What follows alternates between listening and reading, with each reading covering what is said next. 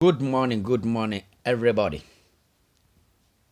I am for Benard Asante nie. Mechia Awurade Nyankopɔn adom de kyia wo.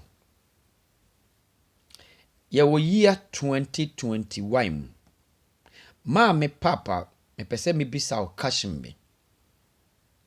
Yɛwɔ January mu, ba nipa bebree esu. Afina hyɛseɛ no, wastart odi abobo. Mekamfo Awurade Nyankopɔn din hyɛ wo din animonyam. Hwɛ, menka sɛ 2020 ɛyɛ year a yɛbɔne. Many abobo wɔ year 2020 mu. Na ne nyinaa yɛ Awurade Nyankopɔn afe. Sɛ woka sɛ 2020 Awurade ne wanyi ne yie a, onua, wobɛma Awurade adome wo. Nipa bebree srɛ word binom a yɛnte aseɛ. Yɛyɛ nneɛma binom a yɛnim akyire ne animu. Yɛnum kasa tindi yɛkɔ bɔne mu. Yɛnum kasa ɔde yɛkɔ nsɔhwɛ mu. Nipa tinka asɛm bi to n'abrabɔ so. Sɛ Awurade na adɛn na wobɔ me sei. Wopɛ sɛ ɔkyɛ sɛ Awurade yɛ kwasea. Na tie na ɔtete ya ɔde nwono wo no. Oni nsɛnea wote a enka Awurade bɛbɔ waba asase so. Maame anyɛ wa ahoɔfɛ na wote ase. Awurade nim mfie a sɛ ɔde hyira wo. Nipa bebree so iyedie aduru. Na ɔmo de te hɔ ayɛ kasa ɔne abobo ɔne awerɛhoɔ. Sɔre na tu na ne 2021 no ɛyɛ wo de a. Jai kasa no. Na jai abobo no. Deɛ vision no wode si wani so. 2021. 2021 ɛbɛba me yɛ message bi ba out. Sɛ onua abrante maame papa. Shia 2021 na gye no na fa ne bra wo fie ne ma ne nsuo no ne ɔma ne adware ne to na konwa na ɔntena se. Hɔhoɔ ba wo fie wangyegye ne so a ɔkɔ a ɔnsi wɔ biem. 2021 sɛ wotie deɛ mekaeɛ no na wodii so a mese Awurade Nyankopɔn nhyira wo. Sɛ wonim na bia wante so a na wote ne na yɛ sɛ 2021 yɛ wo de a woni bi mmom hyeɛ. Hwɛ Awurade bɛno nanso wɔhwehwɛ Awurade akyi akwane. Awurade te wo fie nanso wadwara anɔpa afa Bible akura sɛ wɔkɔpɛ Awurade wɔ asɔnda ne bim. Wɔkɔ atura diifuo bi hɔ amaba kɔ dome wo 2021 nso ka 2021 yɛ wo nhyira. Ɔmo de anointing oil bi ɔkɔsɔ wo so a break down ɛwɔ January mu. Sɛ wobɛtie ma Awurade bɛwu maame ne umienu. Asomdwie ne ba maame ne umienu. Emre Awurade sɔreɛ no. Ɔnam sɛ ɔmpɛ sɛ nipa baakofoɔ bɛka sɛ ɔyɛ ne deɛ nti no. Ɔde ne ho sie. Na Mary kora hu no na Awurade adura wie. Ɔkyerɛ sɛ Awurade kyerɛ sɛ ɔyɛ me no umienu nti no ɔbɛwuye. Amewu ama bi ni wama bi di ne nyansa. Abebu na ɔne ne ma adie. Na wakɔ twimako na wodi nsuo asi ho ne da bia wodi ɔto Job awerɛhu ni. Na deɛ wodi sika ne kɔma no ɔno so ato menhyira na bai na menyɛ den onua na aden ade power wo nkyɛne. Woyɛ odiifoɔ na sɔre kanya wo ho. Ma 2021 wei Awurade bɔhyɛ ne mmara mu ma wo. Jayatura diifoɔ no so apo na wawe no nkuto na wasera no anonte wɔye na ɔmode agu so no ensuo na wɔ no ngu ya no ɔne ne ma wo mpagya no unim a meka kyerɛ wo nededua yi ɔma wo mpagya da. Awurade te wo fie ɔfrɛ wo sane wachi babia waduru bia me say return to back, go and pray, call the God you are home. Go call the God in your home. Why? You thinking, you suffer, you worrying. For why? Because you don't see the God. Suffer na walk on one ma urade Nyankopon. When the ashia urade na urade okita bag na agida. When the ashia urade na urade so noma na urade ntino na aso no mu se oboa no. Emma bi mfa ni nyansa na dawo. Urade ninwo. Wose emra wo ye mojato ada wo na yam no na onu ninwo. Se wo mre maaya na nkyere se urade onhyira wo. David was sere so. But David de mua adwane ne nante. David oni wu aduane ni bio. David nom wu nsuo ni bio. David nom abo adwane awo ne nsuo. Anye ni nyane. Wu dwane na wotu fi wo kra wo ye no. Kopra na wo de ne kra wo mpra. David de abo na wo ne no na anom nsuo ni bi. Na appointment time no David ba fie. Ama fie for nothing you. David be appear for king. Wa nka wo wure ngo no. Nka wo di abobo ma urade de abufuo ku. Ba ne da bia David to aye ndwom.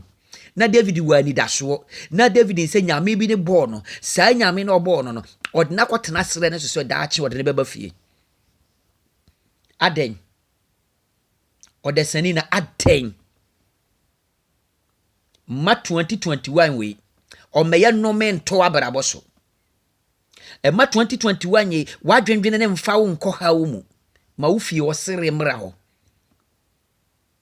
wadi areho a kire kakra beto nsem so ano de akobo afore kire ma urade bank note adi sika ne kotum bo na wodi sika ne kotum no koye ba atwere the name of Jesus of Christ of the bank maybe so. Sik sofu na wudi sika ne koma no odura nwumra kɔ ka kire se sofu yankɔ awurade aka nsumi nkɔ sika dodo dam so obetuma ya akonta nkire wa wudi sika ne ma no anwumra no de akɔ dika no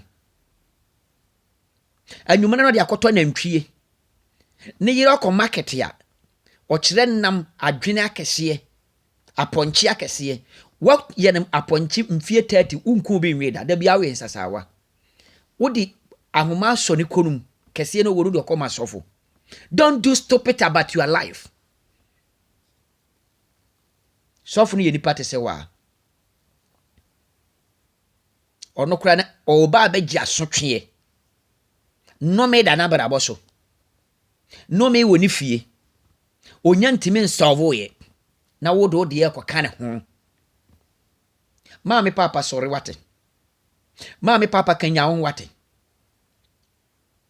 Isaac kachire ne ba Esau wasi nshira na sade wonu Jacob de ni nyansa one ne krono ne Rebecca abehwim ba se o kenten wo ho a nkonua no befro so watena se akere nti nkonua ne dawo so wode wonsam aya bobo nipa wo mu kro nwo ni nyina atudini wo ba ni bi odwane efise ohia wa wo beka wo problem akere no wo ka kere ne so okwa akosere aden keep your secret your power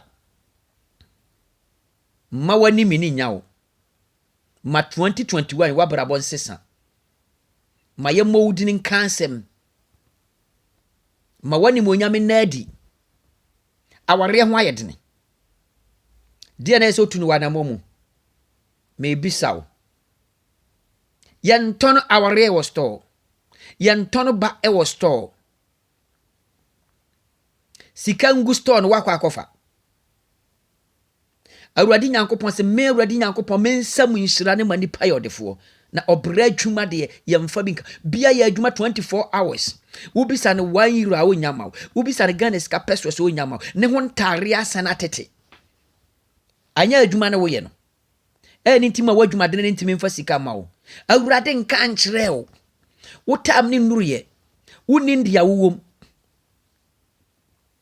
nura na me ne girl boy de nkomo girl ne message ya me tetu wase braben na menim sɛ wo nkasa nipa ho braben wo be frɛ wo no kra no sɛ ni nim sɛ wanka manfrɛ wo because ni sɛ wobɛka ate me phone na me sɛ why wɔsi daba bia wo yɛ din menim wo Ghana yɛbu sɛ wo yɛ gentle boro so na bia hu a osuro wamfie kuro na yɛ won no mente sɛ bia ka ho asɛm menhyia wo paa nhyia wa mentimi nkasa wo na me sɛ why me yɛ nipa te sɛ wa wo menem na osan ka message bi wɔsi hwɛ mekɔ awareɛ maame ne yɛ mama awareɛ ni guye me bakora omo awo no omo de no kwa burukyire no omo anka nkyerem na meti moto so nam me ne gabi na bia gina me ogina mo se abaya oho ye me hwɛ na bra wunim babia na meti no nipa ne fie a osi kura no na ontimi nsi fie ne wie nipa no a omu nimme ne wofa ne hum na okasa mu yefo so de mbe che ne wofase na ofre ne wofase no osana pamachew enti wo be ware me mabinto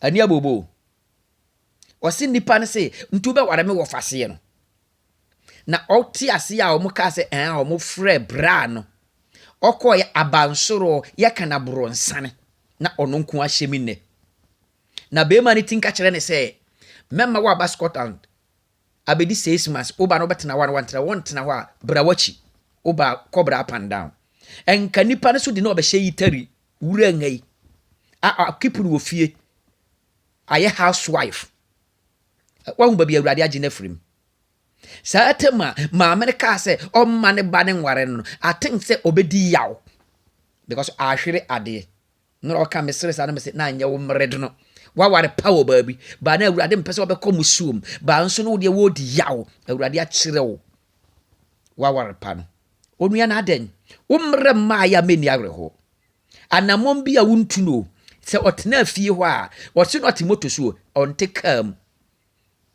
wo se bra babia makoduru ne de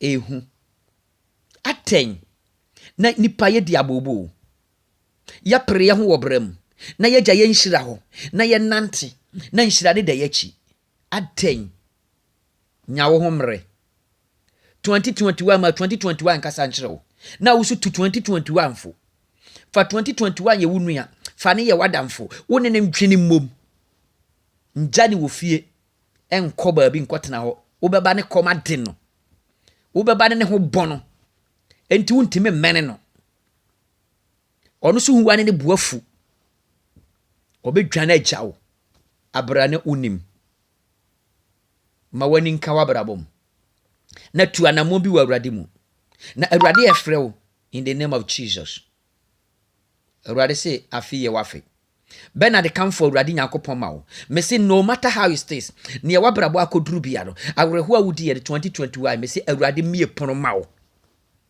unim awurade mie wani awurade ma wo nhyira nye kese anointing oil na wasira asira no oye nkoto nia ono ode oil ne chiade no nia oye anointing oil no e o Israel no dua na osi Israel de anointing oil no se nhyira ne wom saa nka Africa ye nya bi nto nka Africa ye nya bi nsi ya chida